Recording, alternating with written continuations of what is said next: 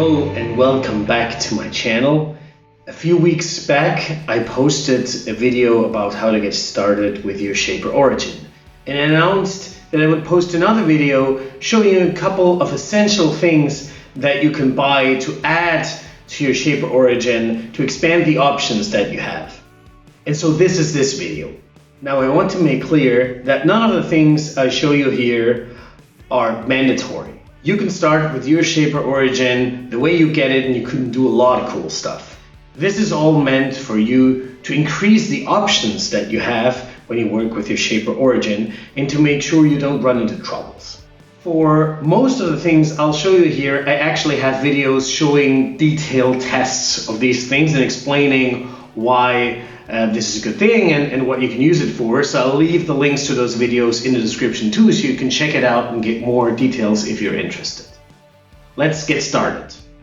With your Shaper Origin you get 3 bits, an engraving bit and a small and a large one. Depending if you're in Europe or in the US, it's different sizes, but that's not important here. If you are using your Shaper, it will happen that one of those bits can break. So you should have spare bits in those sizes. You can buy them directly on Shaper, or you can buy them on Amazon from another brand and they're cheaper. I'll leave you links there, you can check them out. My experience is that the cheaper bits work fine, and so I usually work with these ones. So 2 spare bits for the small and the large one. You don't need a spare bit for the engraving bit because that rarely breaks. You also need enough Shaper tape. Make sure to have 1 to 5 of those tapes at hand. Shaper recommends to not store them too long because the adhesive can lose stickiness. So that's why I don't go crazy and buy 10 of them, right? I usually buy a couple and have them at hand. If you decide to print your own Shaper tape, you need something to stick it to the workpiece, the printed tape. In my experience, this glue stick here, that is a sticky note glue stick, works really well because it maintains the printed tape on your workpiece, but you can also remove it very easily and it doesn't stick too strong on your workpiece. So having one of those glue sticks around can be a good thing.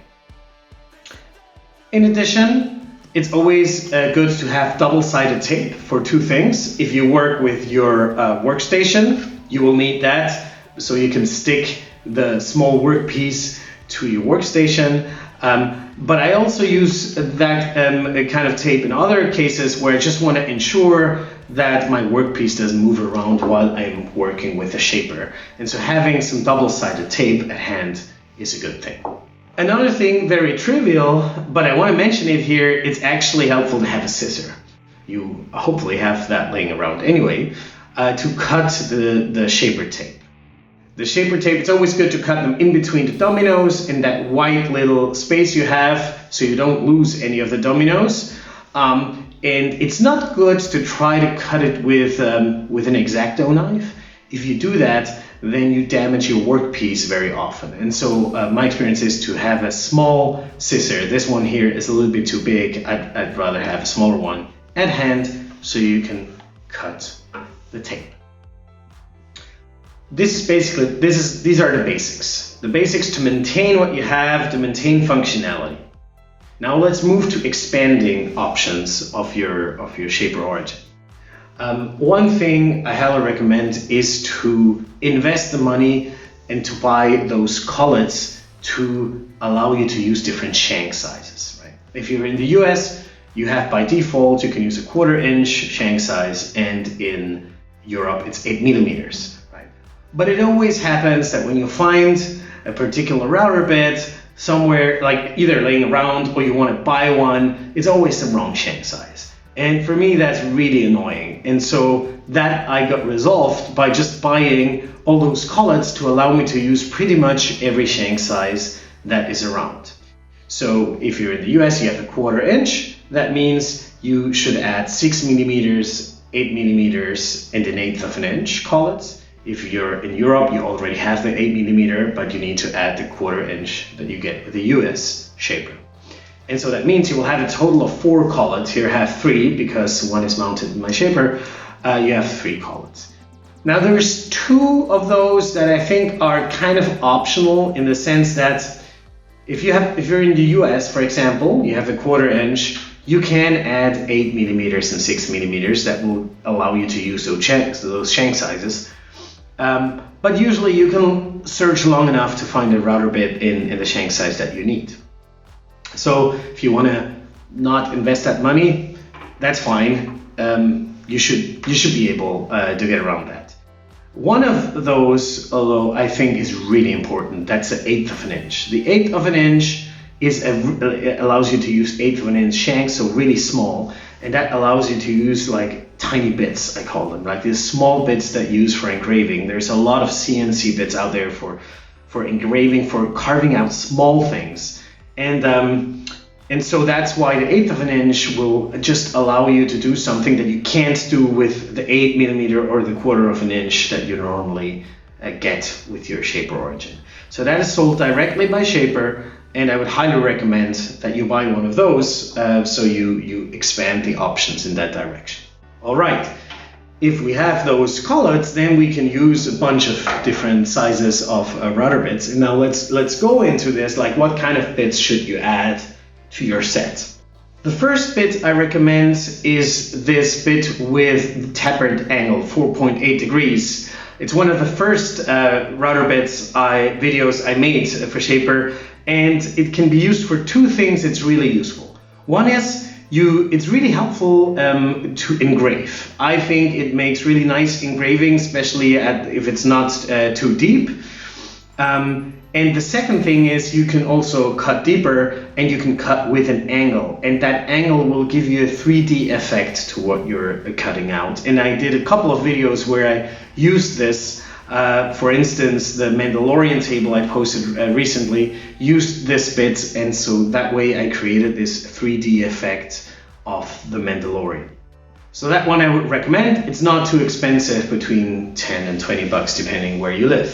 Before I told you that you should buy the 1/8 of an inch collet to allow to use the so-called tiny bits. And so you should buy tiny bits. You can buy them in a set of 8 or 10 like this here. They're pretty cheap too, between $10 and $20. And they have different sizes, 0.8 millimeters and higher. These break pretty often, especially the thin ones, 1 millimeter and below. They break if you put too much pressure on it, so you will have to buy possibly a couple of those to have spare bits. But it allows you to carve out really fine things, and so that's how I carved out the Targaryen table I posted recently. So those tiny bits are really helpful. Another bit I do like a lot is the script bit from Festool. This script bit is rather pricey, so I would only buy it if you engrave a lot. If you don't engrave a lot, just from time to time, you can use either the one from Shaper, or you can use the tapered angle bit that is rather cheap.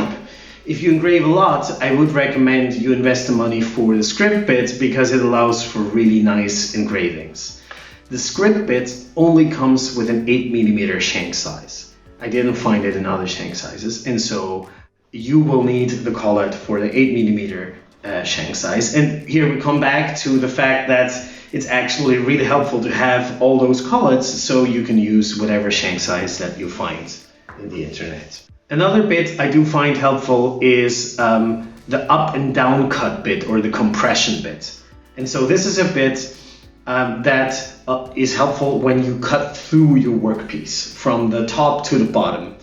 And so when you do that with the router bits that you get with Shaper, the cut in the upper part of your workpiece will be nice, but the cut in the lower end will tear out pieces, and it will not be as nice. And if you want that piece to be nice, you use a compression bit.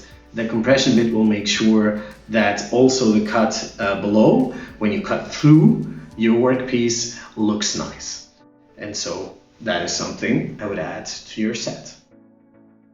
Another one is the one I just posted recently, which is the bit, the bottom cleaning bit.